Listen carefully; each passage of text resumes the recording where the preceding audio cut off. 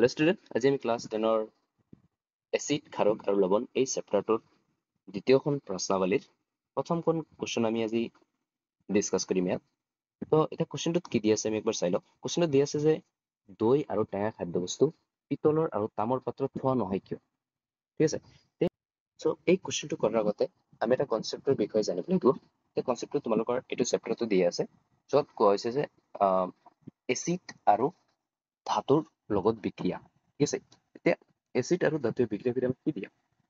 Sir আমি জানো যে এচিড আৰু ধাতুৱে বিক্ৰিয়া কৰি আমাক একটো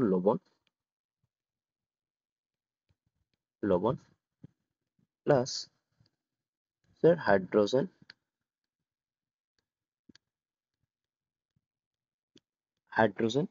গেছ কি দিয়ে?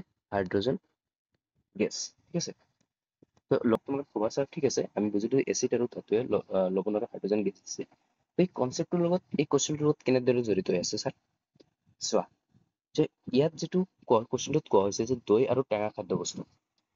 তো দৈ আৰু টেঙা খাদ্যবস্তুত কি থাকে? দৈত কি থাকে আমি জানো স্যাৰ? দৈত থাকে লেক্টিক এচিড নামৰ এটা এচিড। দৈত কি থাকে? লেক্টিক এচিড নামৰ এটা এচিড থাকে। আৰু ইয়াত যিটো টেঙা খাদ্যবস্তুত কি থাকে? টেঙা খাদ্যবস্তুত কি থাকে?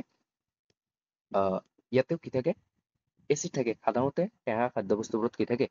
এচিড থাকে। ঠিক আছে। তেতিয়া ক'ব স্যাৰ ইয়াত ধাতু কি?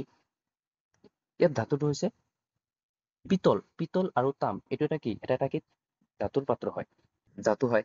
চ' ইয়াত আমি দেখিছো যে এচিডত আমি পাইছো দৈ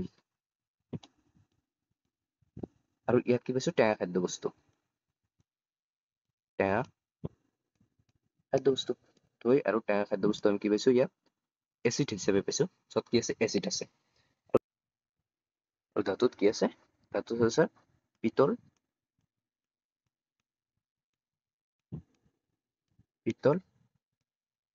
তাম। ঠিক আছে।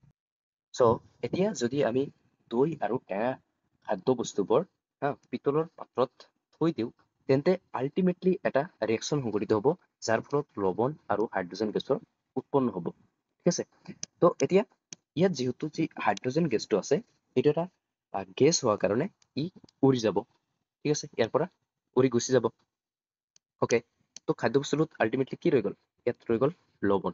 ঠিক আছে। এতিয়া তোমালোকে ক'ব স্যাৰ কিজন আছে লৱণটো উৎপন্ন হ'ল, যিটো খাদ্যবস্তুত ৰৈ যাব, আৰু বেলেগকে আমাক আৰু খাদ্যবস্তুত লৱণ দিব নালাগে। ঠিক আছে। এতিয়া বা তাৰ পৰা আমি লৱণকণ ওলাই ল'ম আৰু আম বগৰী বাঢ়ি কেনে বহি বহি খাই থাকিম, হয়নে? কিন্তু কথাটো ইয়াত এইটো নহয়। ইয়াত যিটো লৱণ উৎপন্ন হ'ব, এইটোৰ বিষয়ে এটা গুৰুত্বপূৰ্ণ কথাটা হ'ল যে এই লৱণটো বিষাক্ত লৱণ হয় এটা, যিটো আমি আমাৰ মানৱ দেহৰ কাৰণে আমি ব্যৱহাৰ কৰিব নোৱাৰিম, মানে আমাৰ মানৱ দেহৰ কাৰণে ক্ষতিকাৰক। চ' আমি ইয়াক ব্যৱহাৰ কৰিব নোৱাৰিম। ঠিক আছে। তেতিয়া এই কুৱেশ্যনটো যদি আহে, আমি কেনেকে লিখিম? এক্সামৰ কাৰণে যদি আহে, তেনেকে আমি কেনেকে লিখিম? তো চাবা তোমালোকে কেনেকে লিখিবা। ইয়াত চোৱা যে দৈ আৰু টেঙা খাদ্যবস্তুত লেক্টিক এচিড বা অন্য এচিড থাকে, বেলেগ বেলেগ এচিড থাকিব পাৰে, হয়নে? এই এচিডে পিতলৰ আৰু তামৰ পাত্ৰৰ লগত বিক্ৰিয়া কৰি বিষাক্ত লৱণ, টক্সিক মেটেল চল্টছ বুলি কোৱা হয়, তাক বনাই লয়। ঠিক আছে। যিবোৰ মানৱ দেহৰ বাবে কি হয়? অতিকৈ ক্ষতিকাৰক।